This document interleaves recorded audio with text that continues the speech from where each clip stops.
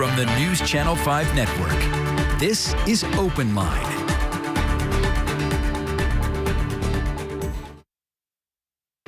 Hello, everyone. Welcome to OpenLine. Glad you're with us tonight. Tonight, we are diving into a 13-year study on pre-K education, pre-kindergarten education in Tennessee. How effective is pre-kindergarten education? What has happened over the time that it's been implemented here in Tennessee? So there's been a study out done by Vanderbilt researchers, and we're just going to dive into that study. Fascinating stuff. Happy to have with us Kelley Durkin. She is research assistant professor. Did I say that right? Yes. Thank goodness. Okay, at Peabody College. And you're all over this study. You were part of this study, and we're just going to kind of dive into it. And I want to read something that someone said after this study was released. And it basically said, the whole package of outcomes we have found is disconcerting, meaning there were some concerning things found in this research. But kind of tell us, what was the purpose of the research, and we'll get into what you found. Sure. So this study was originally led by my co-authors, Dale Farron and Mark Lipsey, also professors at Vanderbilt.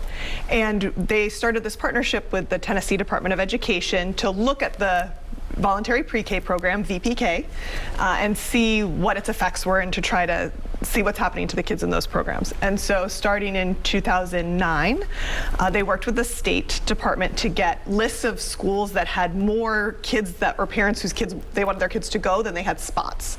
So essentially there weren't enough spots available for everyone. And so they took the list of applicants and randomly ordered it.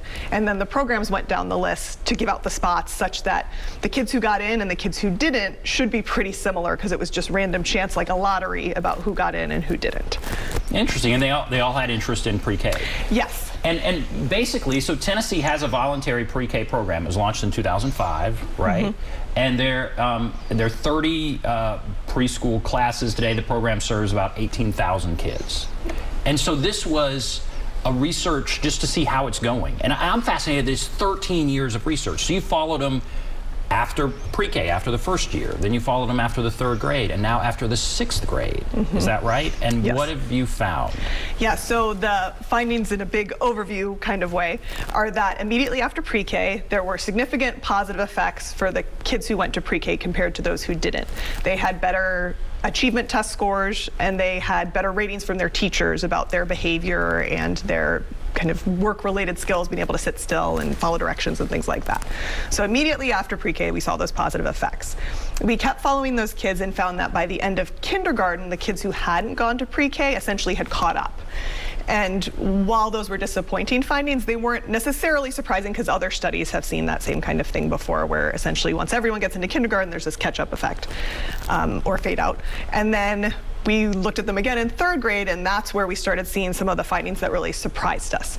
We saw that the students who had gone to pre-K had lower achievement test scores on the Tennessee State Achievement Test, and they were more likely to have school suspensions, particularly for minor violations like talking back to a teacher or wearing your hat backwards, violating dress code, that kind of thing. Then we looked again in 6th grade and saw those negative effects were continuing for the kids. So you might have thought, okay, that was maybe an anomaly the 3rd grade, but then you see it again in the 6th grade. Mm-hmm. And that's, I guess, is that why you have the quote, the whole package of outcomes we have found is disconcerting?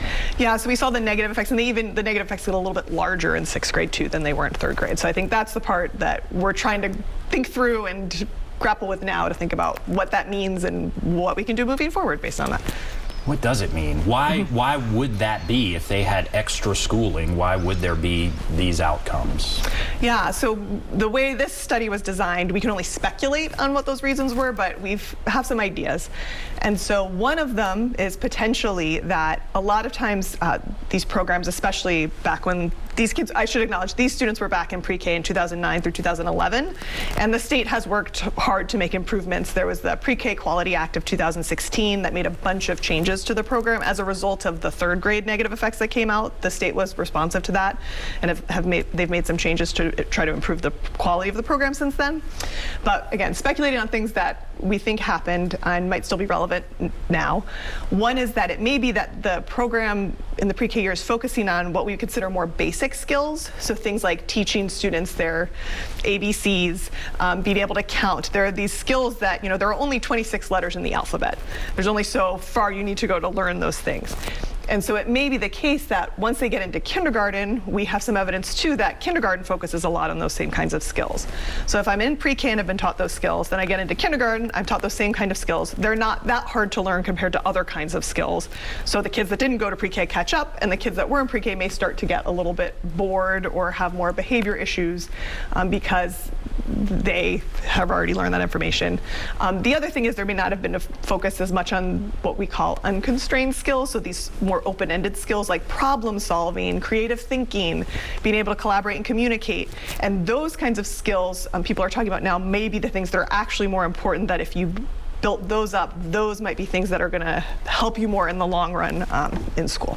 It'd be like asking open-ended questions. Like instead of what color is that, and the color is orange, you would ask what happens next. That's exactly right, and that's something that different groups now are trying to work on, because that's not just Tennessee pre-K classrooms. Other people have found this as well in other places, that you get a lot more of what we call close-ended questions, where it's these questions with a right or wrong answer. It's this very clear-cut thing, as opposed to open-ended questions like, what do you think is going to happen next in a book a kid hasn't read before? Why do you think that way? Can you tell me about what you're doing and thinking there? These things are going to allow the students to talk a lot more and engage in much more problem-solving kind of thinking and communication, and hopefully increase the kinds of rich interactions they're having with teachers and each other in the classroom. What if somebody took this, maybe somebody in the legislature, this report, and said this shows we should not do pre-K, it's not a good use of money? What do you say to that? Yeah, it's a really good question. And so my response to that would be, I think what we should do is take advantage of the existing infrastructure. And there are some classrooms doing this in the state really well. An example is the early learning centers in MNPS, Metro Nashville Public Schools. They've been working to try to help teachers do more of these open-ended questions to try to facilitate richer conversations, having less transition time, which we know is important. So less time with kids waiting for something to happen or sitting in a line waiting to use the bathroom or that kind of thing. They've been working really hard so that they have less of that kind of wait time going on. So I think what I would do is take advantage of the existing infrastructure to think about what are the kinds of experiences we think it's really important for these students to have before they get into formal schooling in kindergarten, and how do we facilitate those things happening in our pre-K classrooms. And I mean, there's so much. In here it says pre-K research is complicated, controversial, and divisive. Why is that? I mean, you're in the middle of pre-K research, so it's obviously complicated. This has gone on for 13 years, so that's amazing. How do you identify the kids and follow them? I'm fascinated by all that. You must have some amazing data. But then, controversial and divisive. Why are we there? I think there are some questions people have about, should pre-K be universal versus a targeted model is what we call it. And right now Tennessee has what's called a targeted model. So their focus is to qualify, you have to have free and reduced price lunch eligibility, and most essentially be from a low income household or have some other risk factors, whereas other places have a universal model where everybody is eligible to go. And then also, I think, how expanded should it be? Where should these classrooms be placed is a question people are starting to ask. The majority of classrooms in Tennessee are in public elementary schools for a variety of reasons. But some, like the early learning centers I mentioned in Nashville, are in more kind of specific to young children's spaces. Some are in child care centers. There's some partnership with Head Starts. So thinking about what kind of spaces they're in, is it what we call a mixed delivery system or focused in public elementary schools? And do you think, I guess, how has this been received? I'm sure there's some people who are saying, well, now let's do away with pre-K, and there's some people who are saying, let's change things.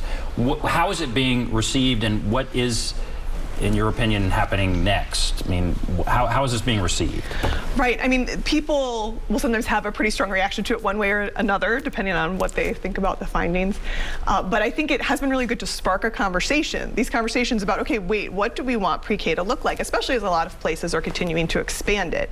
As we're expanding and thinking about where these classrooms are placed, while we're thinking about what supports we might give to teachers in existing classrooms and then also in any additional opening classrooms. I think it's been good to spark that debate and have this conversation going about what we want those spaces to look like, and especially because in Tennessee these are children from low-income households, so what do we think would most benefit them before they get into kindergarten?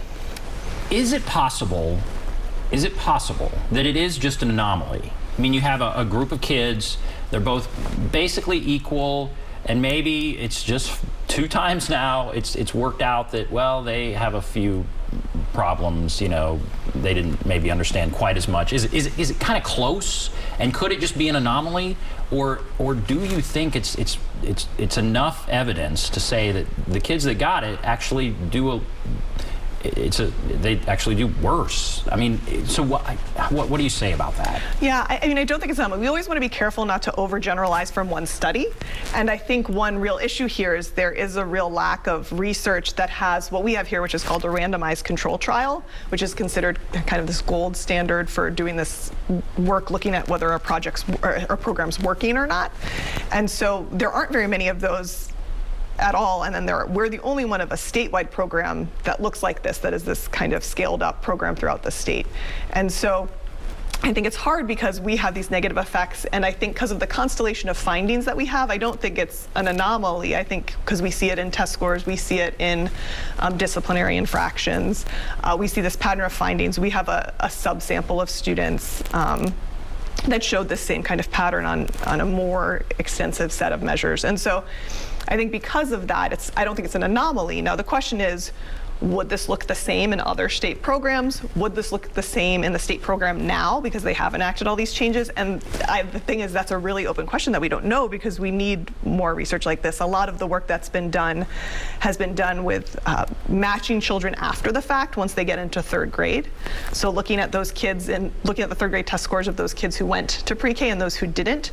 But that doesn't control for this factor that you actually pointed out at the beginning of the program, that then you're going to have parents who wanted their kids in pre-K and were motivated and knew enough about the system and had the resources to get their kids to pre-K, you know, are going to be in one group, and then the other group will have some parents like that ended up not getting a spot, but also the kids that didn't go to pre-K may also be families that were more chaotic or less resourced. They didn't have transportation, or other reasons that they didn't have the knowledge to know about the pre-K program. They weren't as motivated to sign up, and those things it's hard to control for if you don't have this kind of randomized study. That's a very good point. And you touched on this a little bit. How unusual is this kind of research to have this much data? 13 years. Do other states do this, or is this kind of one of its kind? I mean, right now it's kind of one of its kind. Other states, I think, are starting to talk about and embark on this for their pre-K programs. But it's a real credit to the Tennessee State Department of Education that they entered into this partnership, that they did this work to evaluate their program, that they've tried to make changes to the program since then, because it hasn't happened before at the state level. Boston has done it with their program and has done some evaluation of their program, but for a statewide program of this scale, Tennessee's the first one to do it. And has anyone else found, so Boston, you say Boston did something. Has anyone found results similar to this, or was the Boston study, would it be more in line with what you might expect, that people who have pre-K did better? Or, I mean, are there other studies that are similar to this, or is this not like other studies? Yeah, so I mean, the Boston one is probably the closest, and it's a little tricky to directly compare them in some ways because Boston does have this mixed income model and a universal program now, and so what they end up doing is comparing kids who got into the program they wanted and not, but then some of those kids that didn't get into the program they wanted still ended up in a pre-K seat. It's just because, you know, they have more spaces available and it's a mixed income program. And so with that in mind, it's not quite the same as this, but they find some positive effects of pre-K, and there's a working paper that hasn't been reviewed by other researchers yet in what we call peer review. It did not show differences in test scores, but it showed long-term differences in graduation rates, so that the students who went to pre-K were more likely to graduate than the students who didn't. And so, again, it's hard because we only have these 2 studies with these very different programs, evaluating programs at very different times. So it's hard to know exactly what to do aside from thinking through what does this mean, and we need more research. And all right, we'll go to break here in a moment, and then we'll start taking calls if people want to call in. But the bottom line for you, look at this, what is the bottom line for you? Yeah, the bottom line for me is, as we're looking at our pre-K programs, and places all over the country are looking to expand them, I think we just want to think carefully about what those classrooms look like. How are we evaluating the quality of those programs?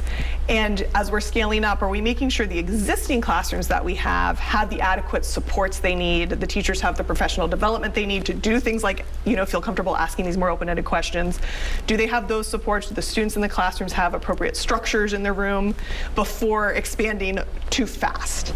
And so I think that's, for me, the takeaway is just making sure as programs are expanding, we take a minute and look at the programs we have and what supports supports are in place. There's a lot we can learn from 13 years of research. Yes. All right, we'll take a break. If you want to call in, here's the number, 615-737-PLUS. 615, there it is right there, 615-737-7587. So we'll take a break.